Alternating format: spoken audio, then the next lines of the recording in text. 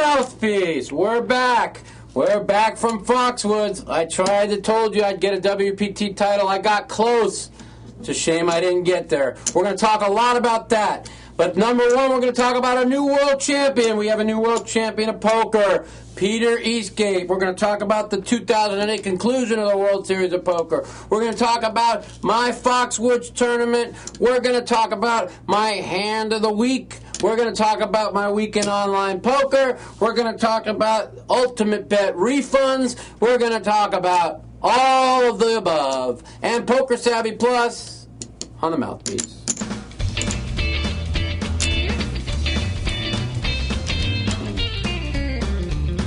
Welcome back to the Mouthpiece. This is your host, Mike, and I'm back.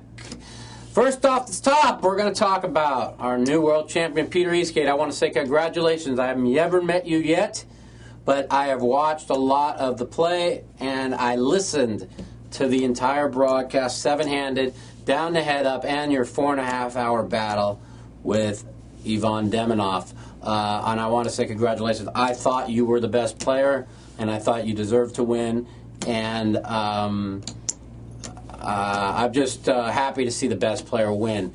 I wish I was there. I really haven't got a chance to meet you yet, but I will. We're going to talk a lot about this final table. There's a lot of people wondering how a lot of the plays went down. There's a lot more to it than what you all saw out there in TV land. You got to see 2 hours. You got to see basically 20 hands in 2 hours. Out of the many hundreds of hands that were filmed. I listened to all of it on radio after I was done for the day, and I also want to apologize for not being there to Harrah's and everybody in part of poker. It was a shame I wasn't there. I wanted to be there. The only way I wasn't going to be there is if I was at the final table in Foxwoods, which I was. So, it was pretty impressive from what everybody hears down there, being in the Penn Theater, and it was a great atmosphere, and a lot of people said it was great for poker.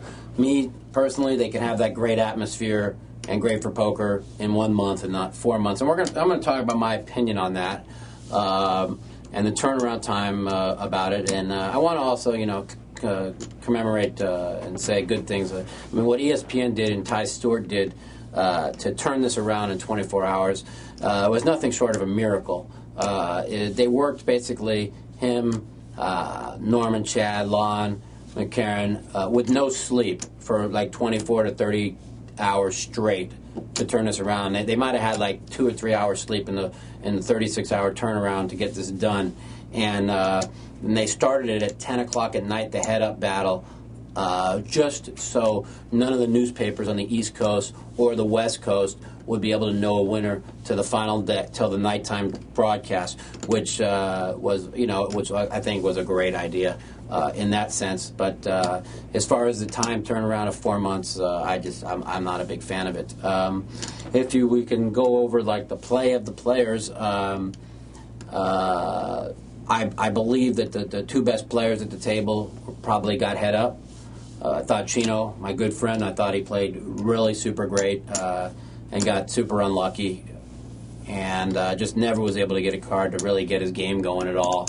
And it's a shame. Everybody was there, said he had great patience and played well. And from what I saw on TV, I mean, even like the 3 hands they show him play, I mean, he was calling the other guys' hands out, and that means he was locked in. And it's a shame he made the call with the jacks against the queens. I mean, he said, "I hope you got tens, not queens," and maybe he could have folded there if it was a spot where he felt that he might have had queens. But I'm gonna just say great things about everybody that was at that final table. I don't want to knock anybody that say, "Oh, well, Suharto dumped off his chips and bluff ace 8, and Yilan played so solid all the time to bluff off 21 million with ace high," or to say that Dennis Phillips dumped off 20 million with 9-10. I don't want to get into all that, how they gave away their chips. They got there, they made some plays, they didn't work, and that's what you have to basically say.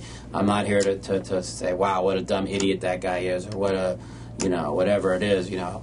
it was pretty obvious that Ivan Demonov had a major tell on Dennis Phillips. I'm not going to lie. I mean, I went over the tapes with for Chino, trying to help him out a little bit, and I picked up a lot of things on Dennis, and it was pretty obvious that Ivan spent just as much time, and he went with it, and he picked him off every single time. So you have to commemorate and say good things for Ivan for doing that, yet you have to also look back and say, if we don't have this 4-month wait, and he has the momentum going, he doesn't know how he plays, is he capable, is he able to do that? And that's where the integrity and the good things about poker come into effect, and that's where I'm really I'm not a big fan of this layoff. I just would rather why can't we play the final table and play straight through the next day in the Penn and Teller Theater? And now, if you want to wait, let's wait for the head-up match. Now you only have to one person you have to analyze. There's just not enough hands to analyze one person's play and how they play, and especially when you're playing head-up. So that's my take on it.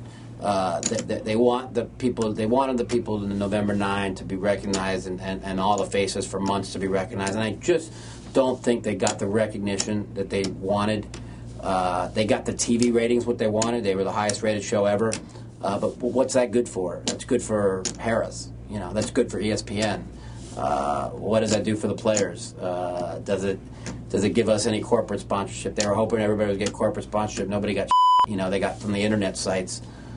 Pretty much, and from the money that I heard that was going around, only the people that won got real money. I mean, nobody got what I thought for the 4-month layoff, and the hoopla around it should have been at least a couple million in everybody's pocket, and nobody got anywhere close to that. So as far as that, I think it was a failure. As far as for Harris and ESPN, I think it was a major success.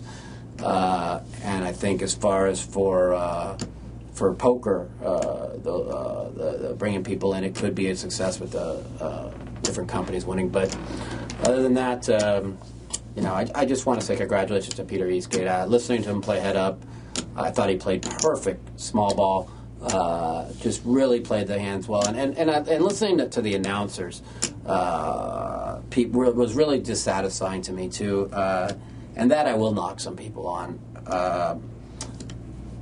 I thought that Barry Greenstein didn't have a clue what he was talking about, as far as when Ivan playing head up, that he should have kept the pressure on him and he should have kept playing him fast. And they were playing 100 BBs deep, and he didn't need to do that. He just, and it bit him in the face. When he got fast, he picked up chips and he never slowed up. The kid Eastgate, he let Ivan just pick up small pot, and then he hung him out to dry with a big pot. That's how you play. That's how you play an aggressive player.